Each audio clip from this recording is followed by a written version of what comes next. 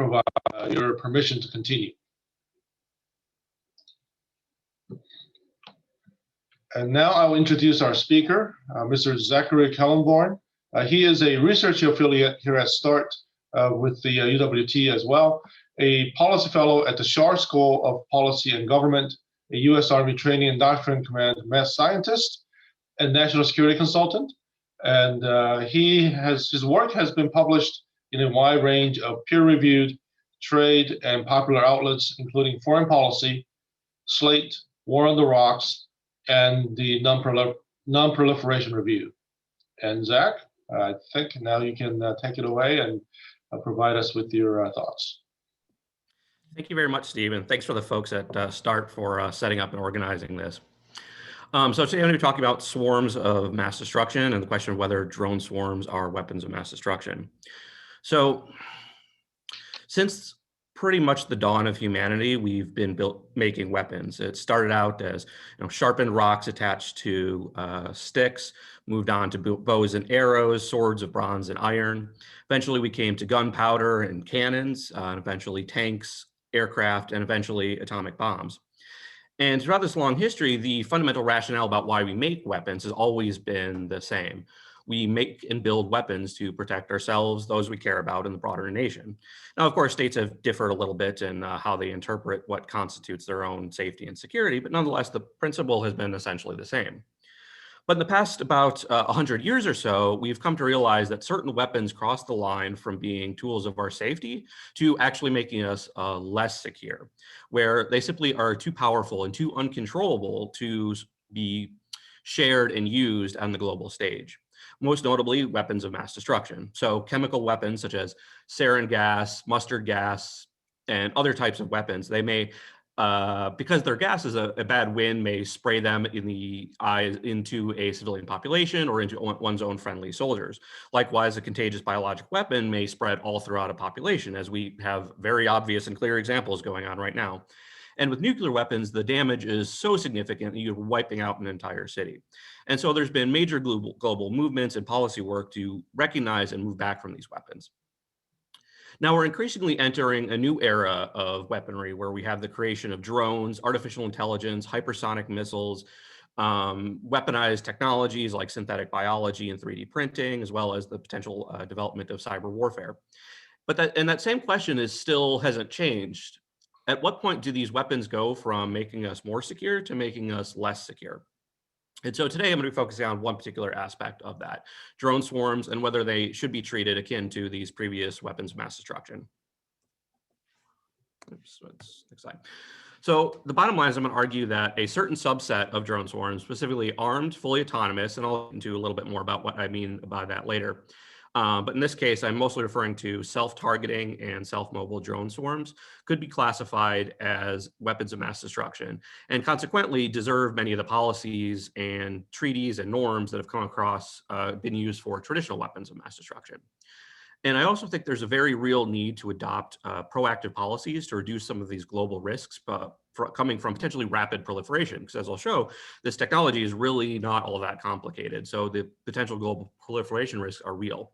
And as I'll get into a bit later, there's also existing policy mechanisms that may be quite useful. Rather than building up entirely new treaties and norms, there may be things we can draw upon to develop some early success in reducing this risk. So I'll give you a quick outline where I'm going to go. I'm going to start by establishing a common language, basically explain what I mean by drone swarms, because I mean it in a very specific technical way, and what I mean by autonomy. I'm going to argue that drone swarms are here now, and they are potentially proliferating very quickly. I'm going to take a brief pit stop to talk theoretically about what are WMD and why this distinction matters. That'll tee off a discussion of drone swarms specifically as WMD. And then I'm going to look at some of these traditional weapons of mass destruction roles and look at how drone swarms stack up against them. And then I'm going to take a little bit to the sort of response aspect of it and talk a little bit about verification. How do we tell that this is actually being used in a way that's potentially problematic for global society? And then offer some more specific recommendations on what global communities can do to address this problem. So first of all, I make a strong distinction between what I call drone swarms and what I call drones en masse. And the distinction here is in the communication between the drones. So with drone swarms, what I'm specifically referring to is drone swarms that talk to one another in some capacity and ideally alter their behavior in some way based on that communication. Otherwise, it's somewhat irrelevant if they're talking if nothing actually happens. Drones en masse, I refer to the use of multiple drones that aren't necessarily communicating. Now, this seems a little bit technical and trivial, but it's actually incredibly important because communication means that number one, that's a potential area of vulnerability because that communication signal can be jammed. Number two, it creates additional levels of complexity where drones may adopt specific roles. For example, one drone might be armed, another drone might have some sort of sensing system or other types of apparatus to sort of help guide the delivery of the weaponized drone. And it also matters, as I'll talk about later on, from some of these risk perspectives and what it means for targeting civilians and controlling the use of these weapons. Now, also when I'm saying drones, I mean that in the loose sense, not narrowly focusing on unmanned aerial systems. I'm including air, land, sea, and potentially even space. And we know already that these other systems, unmanned systems, are already here. There's some I think yesterday I saw a Twitter post about a new unmanned combat ground vehicle that the Army is testing out. And I didn't see a test video of it, but at least it looked pretty robust there. So, and depending on the context, some of these may be operating at land or at sea or at air. But at the moment on the swarm side, it's primarily at the air, but these other ones are serious and worth considering.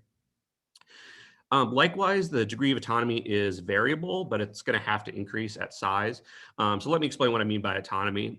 So I think we hear that term and we think about like Terminator, like robots, and that's not really what I'm talking about at all.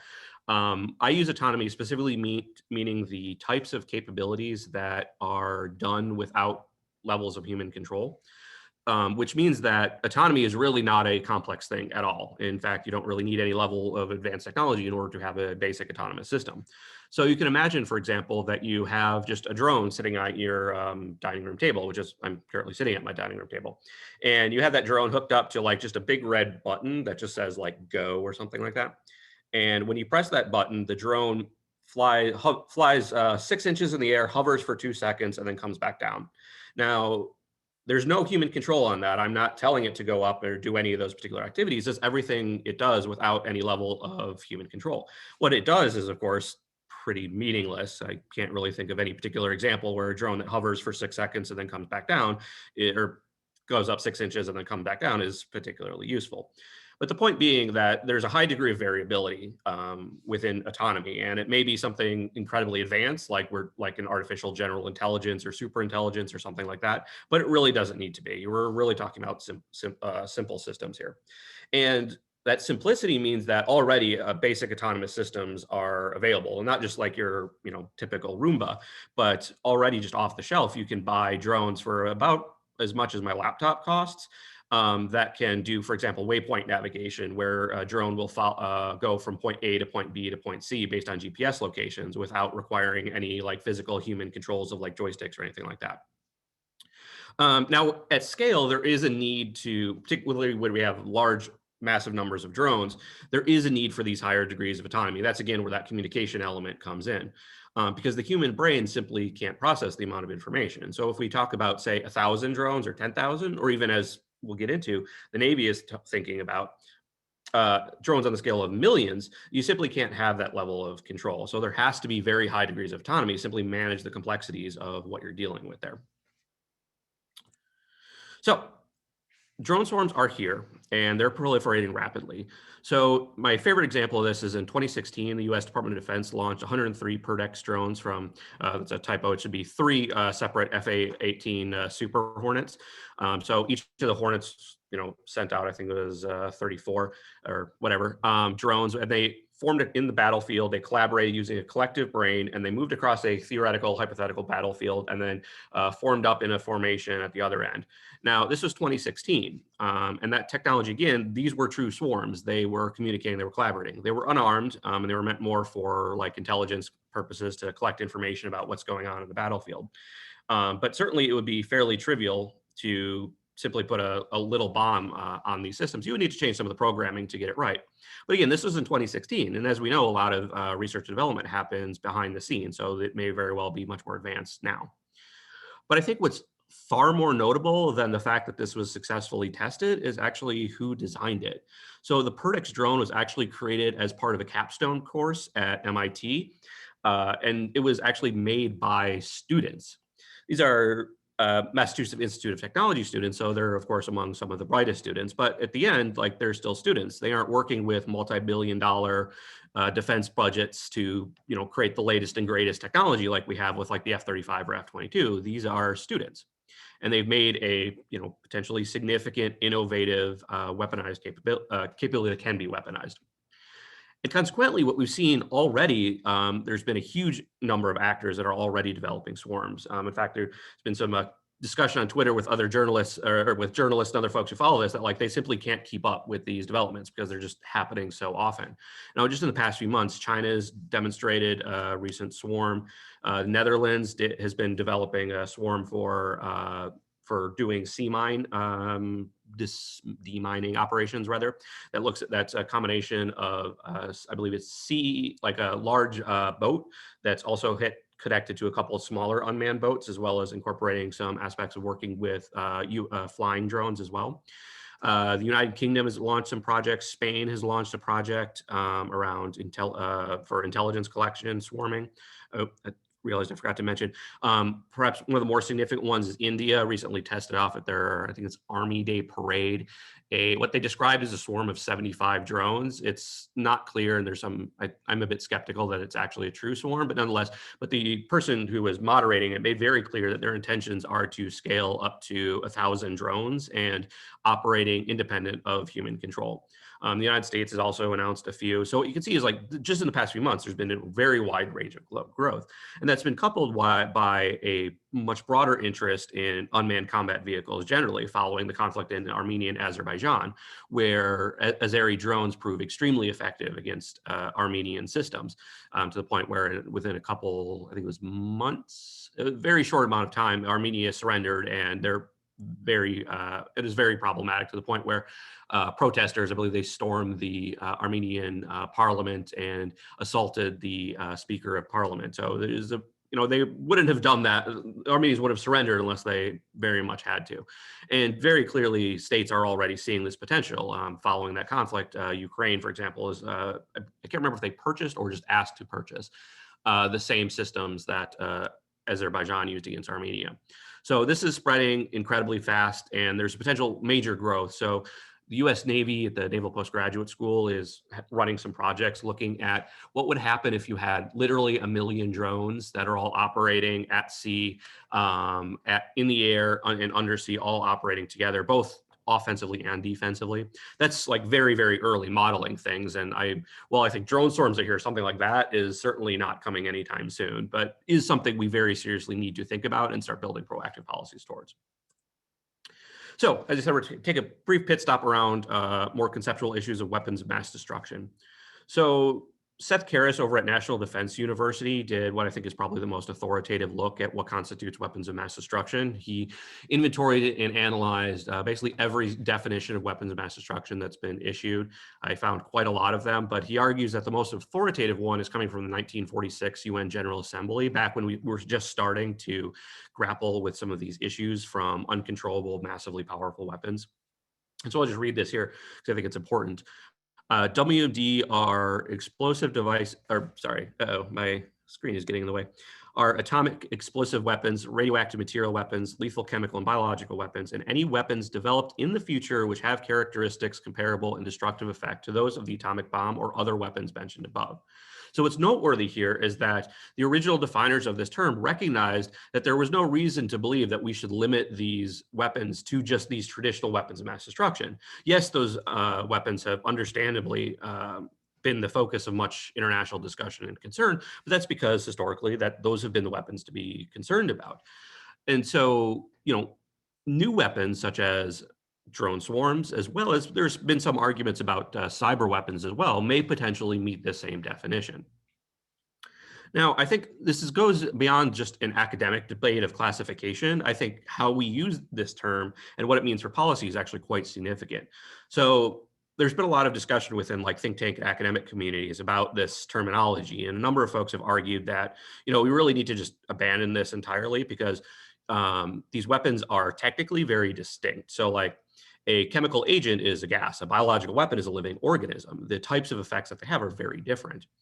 But the problem is, while that's true and does matter quite a bit for certain aspects of response, like if you're talking about like vaccines, it doesn't make sense to talk about atomic nuclear threats in that context.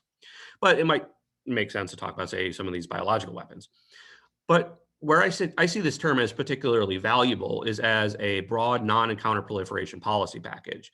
So even though the technical distinctions are definitely real between these weapons, and that's worth paying attention to, how we've responded to these weapons has actually been very, very similar across all of these, particularly a combination of focusing on export, non-proliferation and counter-proliferation, which means export controls to prevent state to try and limit the technology from spreading, across the globe. We've developed international treaties. So each of these weapons have at least one, in many cases, actually, I think all of them have multiple treaties. Yes, they do.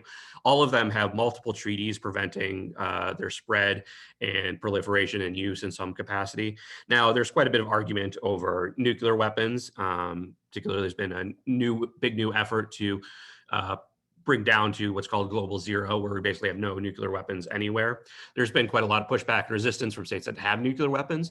But all the same, even though like getting to that 0 point has been a challenge, there's been extensive treaties that have aimed at numerous aspects of arms reduction, from bilateral agreements between the United States and Russia to reduce the nuclear weapon stockpiles, from various agreements like the Seabed Treaty, which I'll talk a bit more about in a moment, and the Outer Space Treaty that limit the putting of nuclear weapons at the seabed and the outer space, as well as weapons of mass destruction writ large.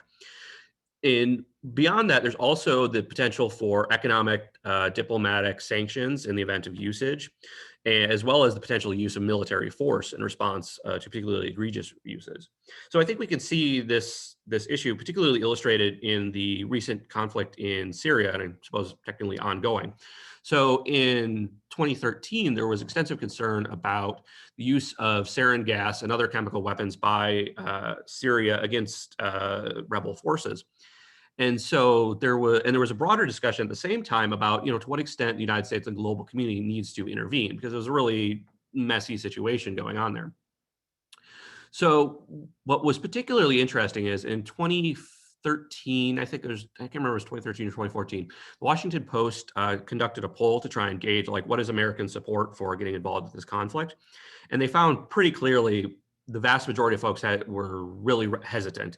I think it was 60 to 63% said, no, we do not want to get involved in this conflict. This is coming recently after the Iraq War. And so there's understandably a lot of hesitancy to sort of get in this new Middle Eastern conflict that may cost extensive money and blood and time and all sorts of other potential costs. But what was most interesting is that in the same poll, the pollsters primed the interviewees with, okay, what happens if Syria uses chemical weapons? How does your viewpoint on intervention change? And what was amazing is that it completely flipped. Instead of having 60 to 63% or whatever against intervention, it was now 60 to 63% in favor of military intervention, specifically because of this chemical weapons usage, because it was believed to be, so abhorrent and so egregious and so against, basic human morality. And so consequently, President Obama issued his somewhat infamous red line statement that use would provoke military involvement in the conflict. Eventually, he backed down following an agreed upon framework between Russia to remove chemical weapons from Syria. But then later, I can't remember if it was 2017 or 2018, President Trump, in response to additional Syrian chemical weapons usage, did retaliate with military force. And again, the use of these weapons were sufficient to cause this retaliation. And certainly you would expect to see absolutely the same thing when it comes to nuclear weapons as well as potentially some of these more catastrophic biological weapons. Now, beyond the specific policy issues, what we define as weapons of mass destruction actually has immediate impact for two particular treaties, the Outer Space Treaty and the Seabed Treaty. So as I mentioned, these prevent the use of weapons of mass destruction, or I think it's the stationing of weapons of mass destruction in outer space or on the seabed. The idea is that these are, global common places. These are the collective heritage of humanity, and these aren't places that we should be putting particularly horrifying weapons. But what's important is that they did not narrowly define weapon of mass destruction to be nuclear, chemical, biological, or radiological weapons, which is how many of the other treaties more specifically define it, which is good because you want to be specific, what's in your scope. What that means is if a drone swarm or any other type of weapon qualifies weapon of mass destruction, then those treaties are potentially in play as affecting them.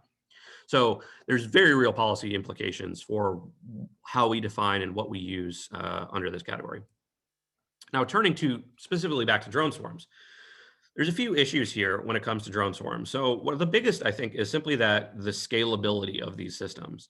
As I discussed, like really the only challenges here is getting the drones to communicate and operate at scale. Like we know how to build drones. You can, if someone was so dastardly, they could probably buy 1,000 drones off Amazon. I would hope Amazon has some sort of warning system that says like, hey, look, maybe we shouldn't let that happen. But honestly, I don't know. But the point is getting that the actual basic system is not very difficult. Now, that is more difficult when we talk about, say, like a large like MQ-9 Predator, which are like the very large ones with like wingspans of like I think it's like 16 feet or something like that, or certainly like a large unmanned ship or under like an unmanned tank or something like that. That's more difficult. But but for like these simple quadcopters and simple drones, it's easy to scale this up to pretty much any level of harm that you want. If I'm desiring to kill 1,000 people, I could then get 1,000 quadcopter, 1,000 drones and get them to work together. Now, there's going to be some difficulties, of course, when it comes to terrorist actors doing that. But nonetheless, certainly for militaries with advanced research and development arms and lots of money to throw at this problem, you can easily scale as large as you want. As I mentioned previously, the U.S. Navy is already considering looking at like, oh, what happens if we have over 1 million drones working together? Now, I'm skeptical about how successful or useful that will be. But nonetheless, the point being, like, this is not difficult technology. Because again, when we're talking about autonomy, it's a matter of just getting that capability that is not using human control. So the more autonomy you have, it doesn't necessarily need to be sophisticated levels of autonomy where you have some advanced like human level intelligence. You just need basic operation, and that's already here. Now the challenge is that inherent scalability couples with the problem of lethal autonomous weapons generally. So there's quite a bit of debate about lethal autonomous weapons, about whether they will actually make war potentially more ethical, as some have argued, particularly I think it's Bob Work, William Roper, and there's a handful of other experts who've argued that they will make war more ethical because it removes sort of that emotional aspect of it and some of the biases that a lot of psychology research has shown that humans are just naturally prone to. There are others like the Stop Killer Robots movement, Stuart Russell at Future Life Institute, and various other folks argue, no, that's not actually possible. Because the problem is that the real world is so complex, and particularly in the battlefield situation, that we're AI systems short of like a generalized AI that's like equivalent to humans will be capable of dealing with that. So, in a basic warfare context, you're going to have actors that are moving in and out of battlefields. They may be soldiers, they may be civilians, they may be cows, animals, birds. There's going to be environmental factors from buildings to trees and other, types of hazards, mountains, such that sort of thing. And likewise, judgment about the use of force is a really complex task. So if we think about like a soldier, a soldier, what do they look like? They have a gun, they have some sort of camouflage, they may have some sort of patchwork, something like that. Okay, that seems on surface straightforward, but the problem is, what happens if they're injured? What happened? And as humans, we can see that fairly clearly. Oh, that guy's limping. He has his leg blown off or some other particularly horrifying thing. From a law of war perspective and just a basic human morality thing, let's not kill that person. That's very obviously not a target. But for a robot to make that judgment is something else entirely. And they're very clearly, and both sides of this argument about whether they could be more ethical, agree that like at the moment, it's not capable of actually doing that. And there's also a particular challenge when it comes to how many of these autonomous systems are currently operating. That is, they rely on what's referred to as machine learning. And the basic idea is you take a whole bunch of data and you process it using neural networks, which is don't need to worry about what that is, but generally it's like a program, machine learning technique to process information that then leads to conclusions about what are likely and potential targets and what is, and interpreting the environment. So what that means is you're inherently dependent on the quality and the robustness of that information. And so and for that reason, there's been extensive concerns about just bias in machine learning generally, even in far more simple situations. So my favorite seems like the wrong word, but my go-to, I suppose, example is Amazon instituted a similar machine learning program to look at, what makes effective candidates in their hiring processes. So they processed all of their resumes and looked at, okay, who was hired, who was not, what's the common factor. And what was fascinating is the AI system, or the machine learning system, concluded that the most qualified people were, I believe it was named Jared and played high school lacrosse. Now, fairly obviously, that's not a particularly useful qualification. Likely it's picking up on just some of our normal human biases around class, gender, probably race is a factor in that. And that's a relatively simple system.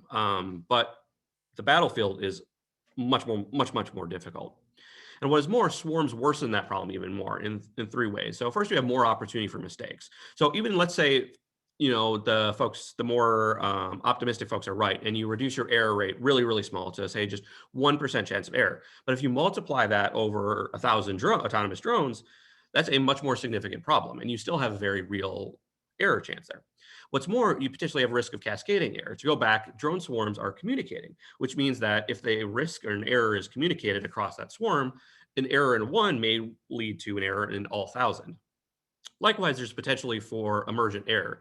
This is the idea where, if these drones are all sharing information, they may all have accurate information, accurate conclusions, but they may collectively come to a mistaken conclusion based on that information. And certainly we can talk about the history of intelligence failures to illustrate very clearly, from the Iraq War to early warning mistakes around Pearl Harbor, that even humans can't necessarily make those judgment calls particularly well. So if we're doing it on these automated systems that we know are not particularly robust, that can be a very big problem when it comes to making sure that these weapons are killing the people that we want them to kill and not harming civilians or ourselves. Now, there is a little bit of distinction here, a difference between drone swarms and other traditional weapons of mass destruction, that they do not necessarily incorporate non-conventional effects. That is, so like chemical agents act, depending on the particular agent we're talking about, by affecting specific chemical pathways within the body that can cause things like dry land drowning, where your lungs fill up with fluid and you basically drown to death while you're standing. And drone swarms don't have that type of aspect to it. And certainly that played a role in some of these broader international norms around these weapons. And that is a bit of a distinction here. But I think these two main aspects about scalability and lack of targetability, I think, are more fundamental to the issue of weapon mass destruction. Now, if we talk about traditional WMD roles and how these actually stack up with swarms, it depends on what we're talking about. So typically, one application of weapons of mass destruction have been as just general mass casualty weapons. The idea is like you just kind of kill a lot of people. And this has some level of strategic purpose. So for example, Iraq during the 1980s or so, I believe, you can't remember if they used or threatened to use, I think they used chemical weapons agents against Kurdish and other domestic threat actors, basically just make them afraid to say like, hey, don't rise against us because we will use this against you and you will not be able to do anything about it. In that case, I think drone swarms are unfortunately a fairly effective use for that because, again, if you want to kill 1,000 people, and make 1,000 drones with 1,000 bombs.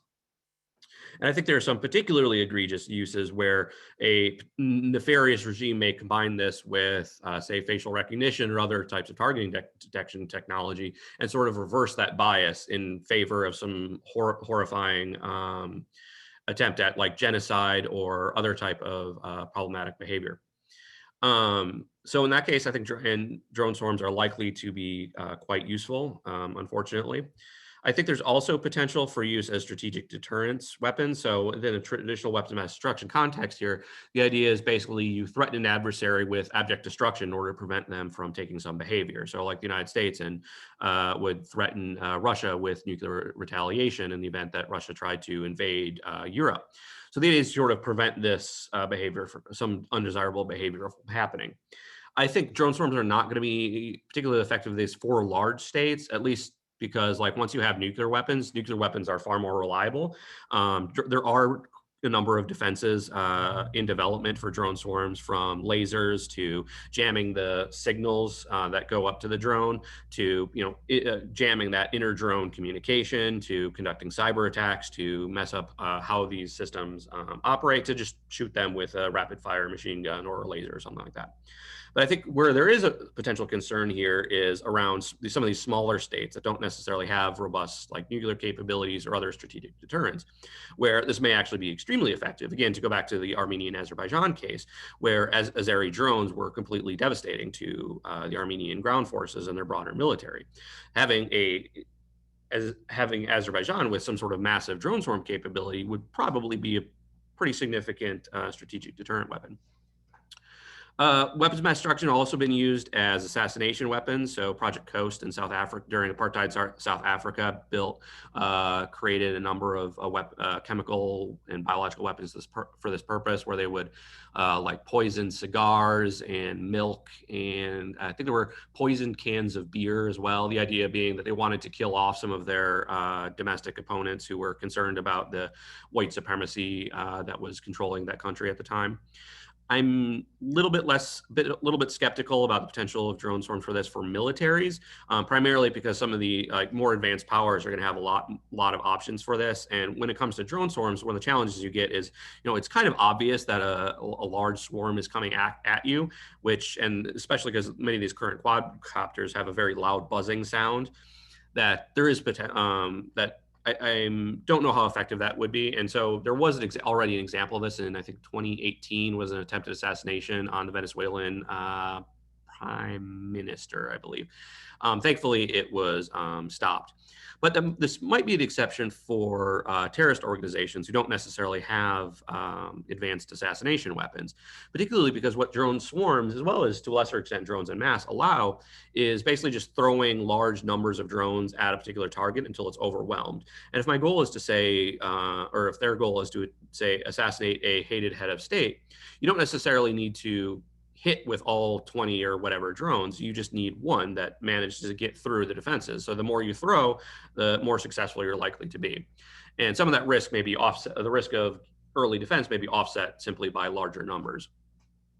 The other WMD role, and I don't want to spend too much time on this, I think is less significant, is anti-access area denial. Basically, that's a military term, meaning that we want to prevent an adversary's access to a particular territory because that territory may be more advantageous and we don't want them to have it, say like, top of a mountain or some sort of high ground or something of that sort. Or we may want to force them to take a less advantageous route. So, force them through make the soldiers go through like the valley where they can be more readily identified and targeted. Drone swarms could be useful in this. One of the challenges here is that drone swarms often current drones are often limited in their power capability, which means their ability to sort of present a persistent threat is somewhat limited. So it's going to depend a little bit on context, but I think there's potential there.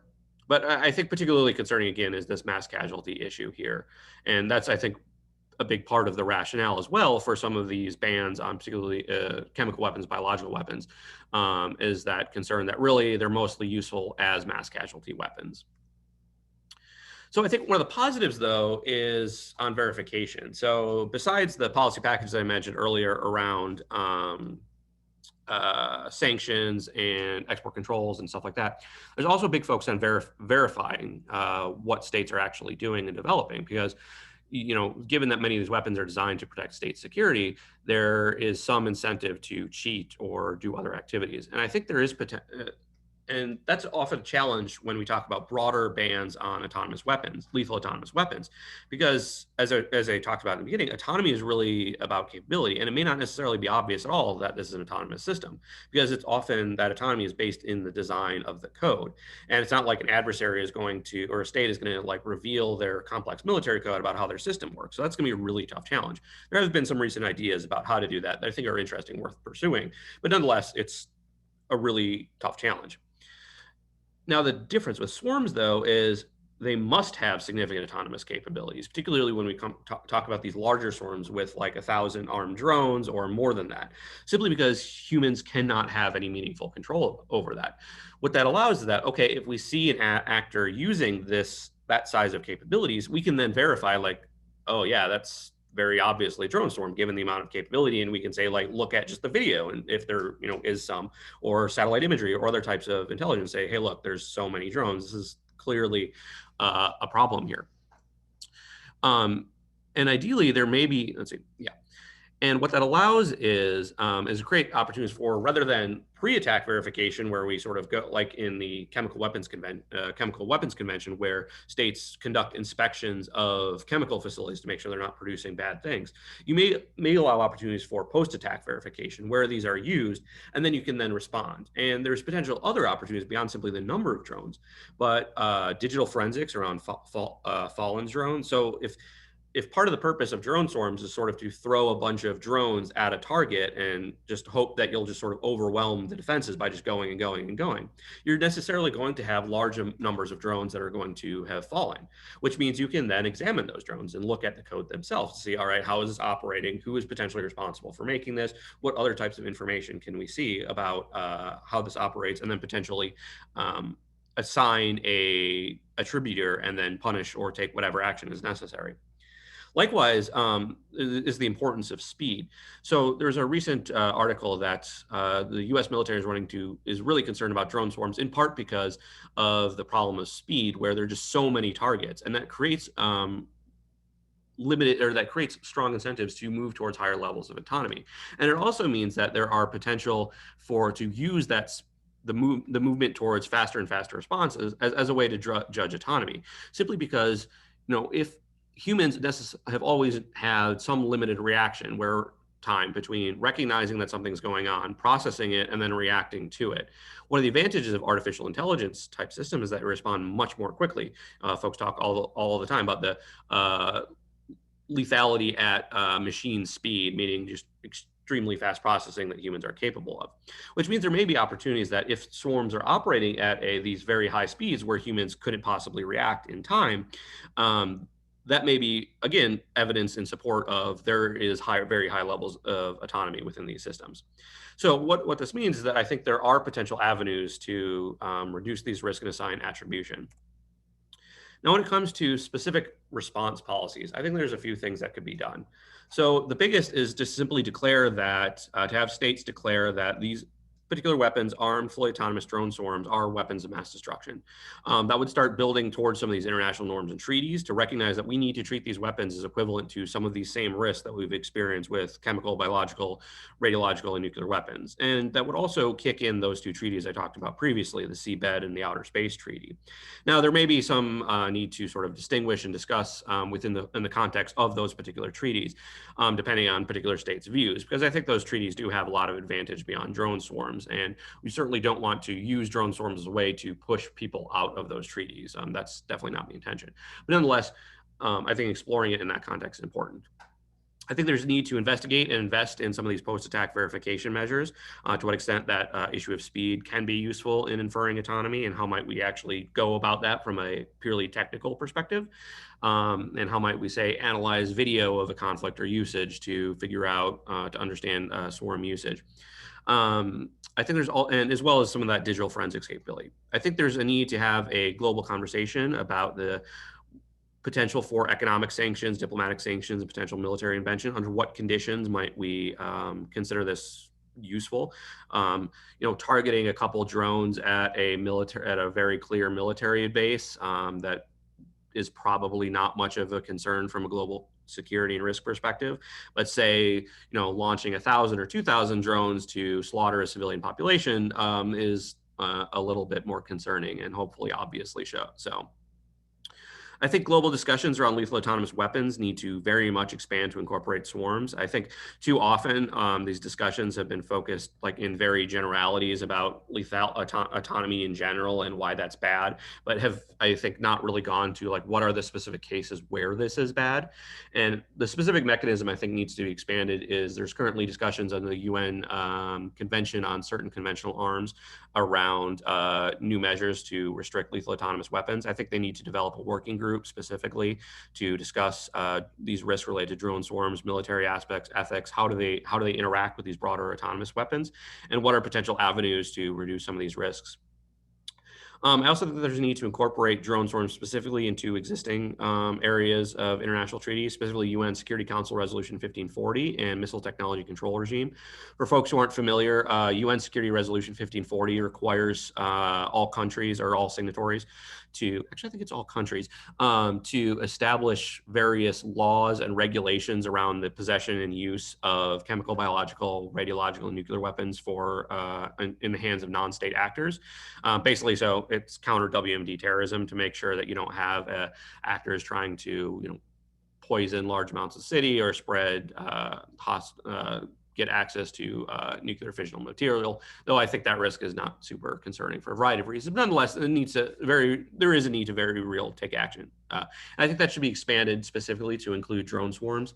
The Missile Technology Control Regime is a treaty focused around, as sort of the description implies, controlling the proliferation of missile technology. This already includes drones specifically with, I believe it's higher than 500 kilograms.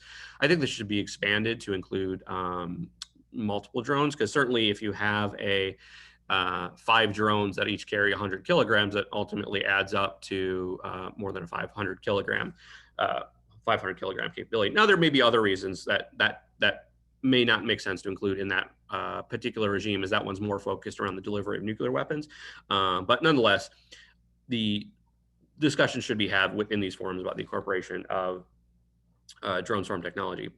Finally, there's also a need to modify the UN Register on Conventional Arms to create a single unmanned system category that includes swarms as a specific category.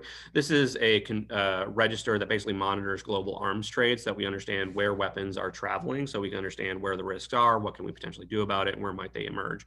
At the moment, they have included unmanned conventional aerial vehicles as a as included within broader categories like fighter jets and general planes. I think this is a problem, because as I noted in the beginning, these weapons have already moved past just flying vehicles. We're already looking at unmanned tanks, unmanned ships, unmanned submarines, and I think already actually some of those systems have been exported. And there's definitely a need to monitor the spread of these systems, and particularly with note whether they are swarming capable or not. So all that to say, I think drone swarms have a very real potential to be weapons of mass destruction in the same way weapons of concern have had throughout the past century or so.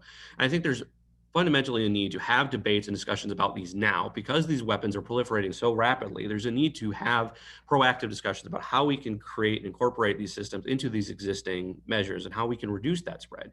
And I think that discussion and debate needs to happen at international forums. I think it needs to happen at governments, and it needs to even happen at the, just at the dining room table. And I think that's, potentially an opportunity for you all to engage in sort of mitigating this threat, to have discussions and raise this issue as this is something of concern. And we need to discuss where is that line where these weapons move from being weapons of safety that keeps our country, our family, and ourselves more secure, to when it creates a very real risk to global security. Thank you.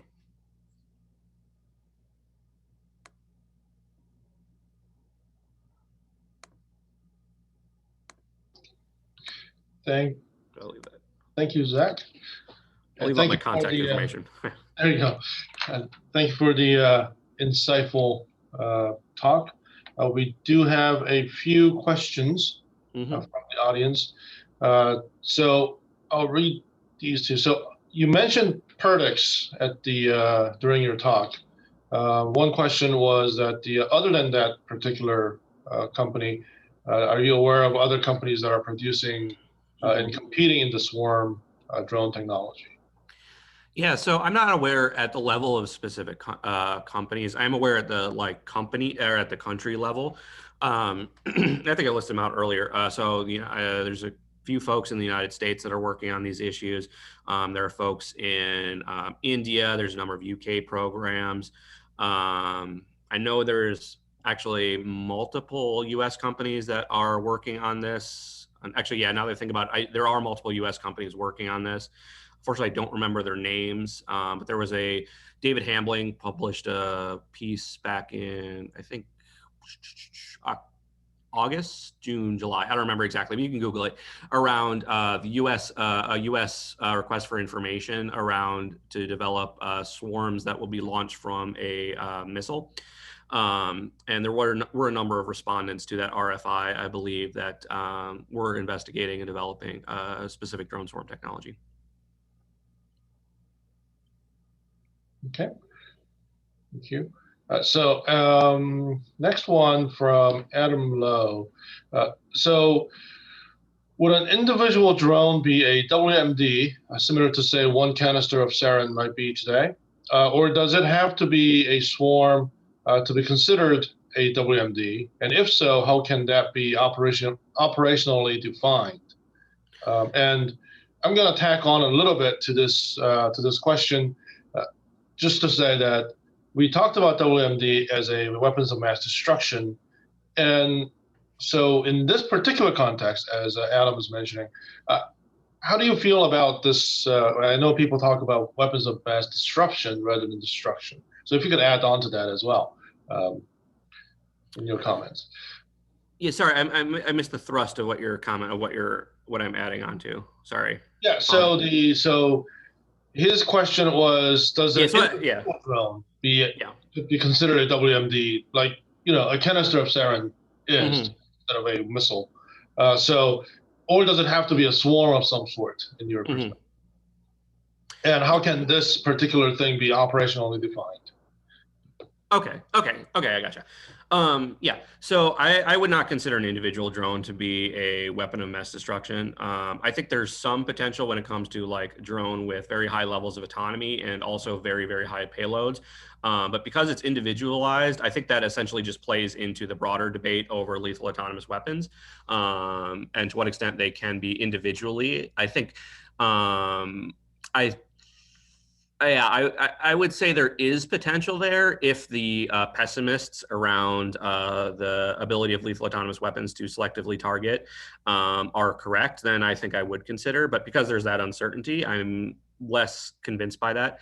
And I would add that for individual drones, you're not necessarily going to have that the risk of that inter-swarm communication that I think is a pretty major aspect of the error that you get. In terms of operational relevance, I think that's a good question, and I'm not really sure I have a good answer. And I think that there needs to be some broader studies and analysis done by folks in more not myself, who are more versed in issues of individual and organizational psychology, as well as technical aspects around autonomy, to figure out like at what scale does that human control become sort of irrelevant.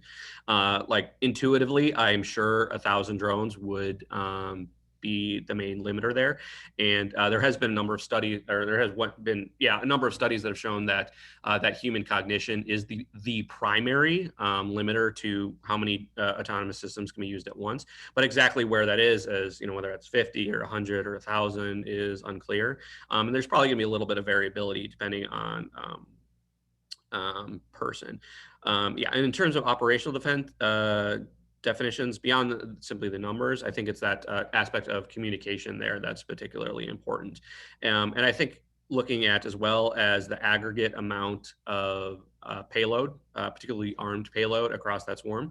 So if we imagine a swarm that is entirely unarmed and you just have like 1,000 drones that are collecting just intelligence information, it wouldn't make any sense to call that a weapons of mass destruction, most significantly because, well, it's not a weapon. Now, exactly where that payload cutoff is and how much you need, I've used typically, like, I think it's I actually don't remember how much you used. I think it was about about 1,000 pounds or so.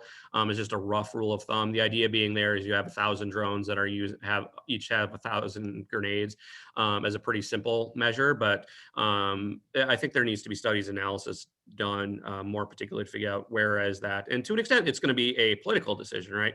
Because it deals with at what point are we concerned from a policy perspective where we start triggering all of those types of responses around like economic sanctions, diplomatic sanctions, military use of force. And that's going to very much depend on context. Okay. Thank you. So actually, just to follow up on that, I think there are two related questions. I'm going to try to mash these into one. Actually, into two. One is the question about at what point do we cross the threshold from multiple drones to what we call a swarm, right? Or is there some other, I guess, some other qualifier that constitutes a swarm? I know you used it in your, you talked about it. I think this is a slide that you actually talked about that end. Yep. But if you could go over that again. Yeah. So the distinction I'm focusing on is communications between the drones as just the simplest basic way to talk about it. So if you have like even 2 to 3 drones that are communicating, I would consider that to be a swarm. That's not a very significant swarm, but on a purely technical way, that's a swarm. Now that term is used in other ways. So if you just have in the media, there's frequent references to drone swarms, but they don't actually mean communicating drones. What they mean is what I refer to as drones en masse, which basically just means that they're pre-programmed to follow some sort of recognized, established pathway or behavior. And I don't mean that in that sense. And I think what's happening there is that it's also being conflated with the notion of swarms as a tactic. So John Arquilla at Rand Corporation has done some fascinating research on swarming as as a tactical concept, going back like to the Mongols, where they would have a whole bunch of distributed large numbers of forces that would communicate and operate all together, and they would potentially form and separate and do all sorts of complicated behaviors. And when I refer to that way, I typically just focus on swarming as a tactic specifically. But for the technical purposes of this discussion, drone swarms just means communicating drones of some number. Okay.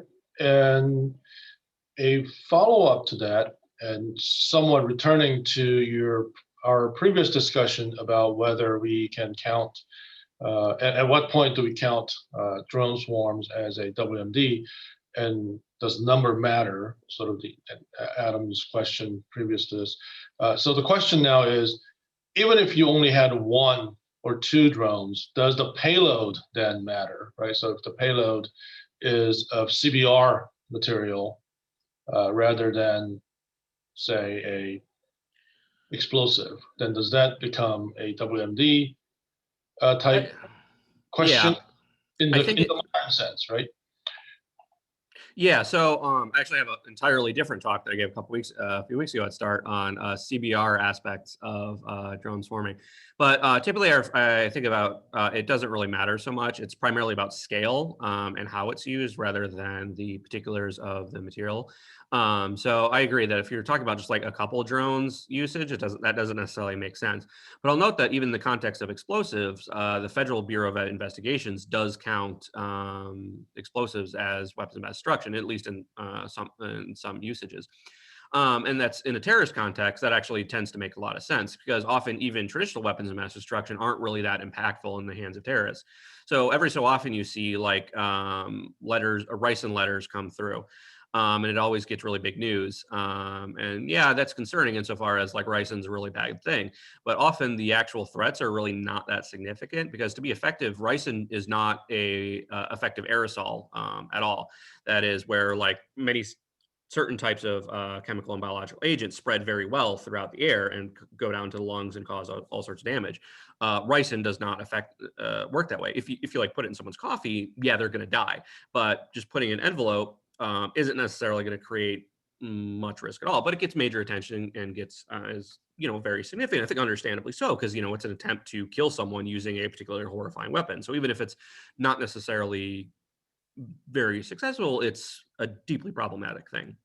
So, yeah, in terms of that specific threshold when it comes to drone swarms, I think it depends largely on the aggregate payload as well as the context how it usage. And I think ultimately, though, like even if you don't buy the argument that these are weapons of mass destruction, hopefully it's at least sold on that this is a very real risk. And at the end, you can call it a Schmirgelberg or whatever you want to call it. But what really matters is these risk reduction measures and how do we go about reducing these threats. And I do think weapons of mass destruction is a useful framework to apply to thinking about this problem. Okay, great. So we have about 3 minutes. So I'm just also again trying to get these. So there are a few counter UAS questions here. So I'm trying to get a gist of what everyone has asked. So there are various types of counter UAS systems being fielded. So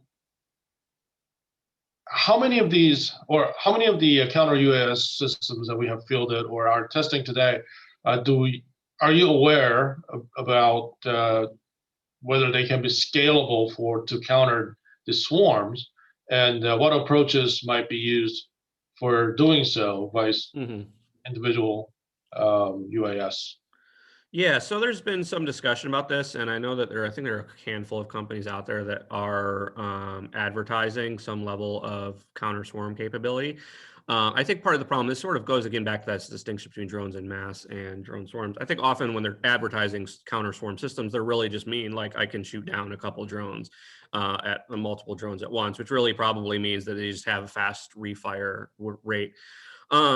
Unfortunately, I haven't dived enough into the counter UAS space to be confident in my answer, but as far as I can tell, there's been very little that's actually been done on this. And at least some of the few folks that I've talked to where I've specifically raised this issue, the answer has been, no, we cannot deal with that at all. Because part of the problem with swarms from a counter UAS perspective is you have first of all, you have the much higher numbers. So anything that's potentially like a machine gun or my personal counter drone favorite, just an eagle that takes a drone out of the sky. I think it was Falcon. Scalability tends to be an issue. The other issue you run into with swarms from a countering perspective is that jamming. So because these drone swarms must have higher levels of autonomy, necessarily that makes them more resilient to jamming because they don't need, they're not as reliant on signals coming from external folks. So which means that much of the focus is probably not going to be terribly useful here. The one exception would be potentially jamming that inter-drone communication. I think I may have seen like some advertisement that someone was doing some work on this, but like very early on. And again, it's really a vague memory. So my impression is that we're at the very early stages of that. And I think that's definitely an area that needs more investigation and research. Okay. So we still do have quite a bit of questions here. And thank you very much for all those who have asked the questions and all those who have, and we got to, and I don't think we're going to get to all of you. So I may have a few minutes. I'm gonna like sort of pull up my work email just to make sure I don't have anything sitting and waiting for my computer's dead. I think I have time to take a few minutes to answer at least a couple of these questions. Yeah, I was gonna say that. So if we don't get through them, what I will do is I will send the questions to you, Zach, and then we know who the people who asked the questions are, so we can actually send them back out with the answers. But if you have a few minutes, we'll continue on. Yeah, sure. And certainly feel free to reach out to me on LinkedIn or Twitter if you have additional questions, and I'm happy to answer. All right. Well, thank you. So, yeah, so I'll first hit this question from Ahmed, and let's see what time is it. So I'll go to probably about 12:10 to see how much we can do. I think that should be fine. So Ahmed asks about the possibility of terrorists using CBRN weapons as WMD, noting that CBRN is typically remote. I think that's accurate. Excuse me. I think that's accurate, that it is likely to be a similar, from a terrorist perspective, similar to CBRN, where it's a high threat, low probability, or a high consequence, low probability type event.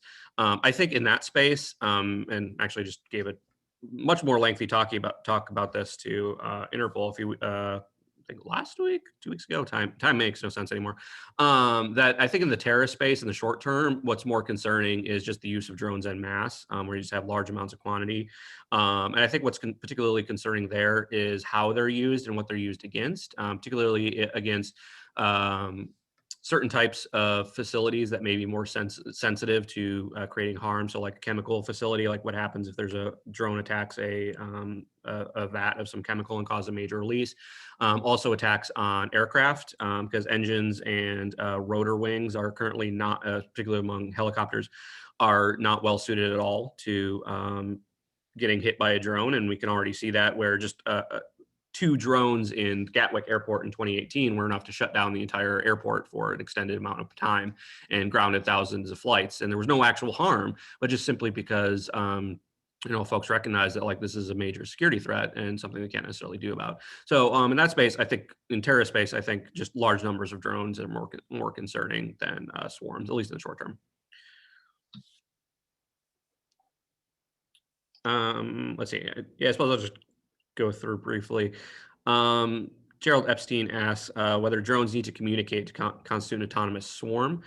For my purposes, yes. I think that is a necessary aspect of communication. Now, what that looks like may change depending on the context of the swarms. They're still trying to figure out, they being researchers, like what's the best method of communication, whether does it make sense, for example, to use just infrared signals as some basic swarms do, or use like various electro-optical or like just basic like Wi-Fi type connections. How about drones that sense each other's position or function acting accordingly without explicit two-way? So without two-way communication, I don't necessarily see that as a swarm. Now that's sort of a vague one that I'm sort of still kind of thinking through, but I generally don't think so, because I think from a risk perspective, without that two-way communication is, I think, critical to some of these risks that we're running into, particularly where propagation of error between the swarm and cascading error.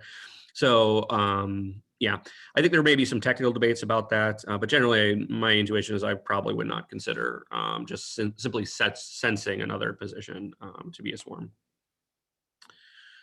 Let's see, what time is it? Let's see, so what is a mass 100? Not sure. And Steve Weiler, unfortunately, I don't sure I understand the question, but I'm gonna flip to some of the others, but feel free to follow up with me. Let's see, Becca Earnhardt, Matt Enshins, drone swarm technology is used in a variety of contexts unrelated to adversarial/military contexts, such as the entertainment industry, and how developments in these areas affect the ways which we think about the swarm threats in the adversarial context. And are these technologies development readily transmissible across different potentially specialized fields? I think that's an important and interesting issue. I generally think that's absolutely right. There are a number of applications that are potentially useful for swarms. I think what's interesting though is that at least compared to drones generally, I think the swarm applications are relatively not narrow. Like, yeah, there's interesting entertainment light shows, but realistically, when it comes down to like risk, that's not something, or like benefits to society, I would consider that relatively minor. Not that they aren't enjoyable.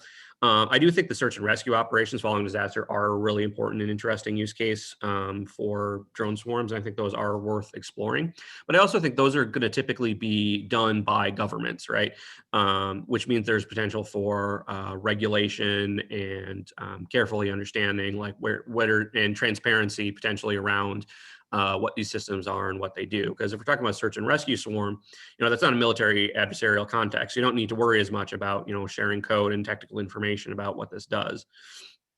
Yeah, so I think the developments do affect the threat perspective only in the sense of certainly those are reasons to build up and further develop this technology and then potentially spread it, which again sort of gets back to the issue of that rapid spread issue. So I think it's worth worrying about and developing potentially regulation around when and how these are used and who's potentially developing these things.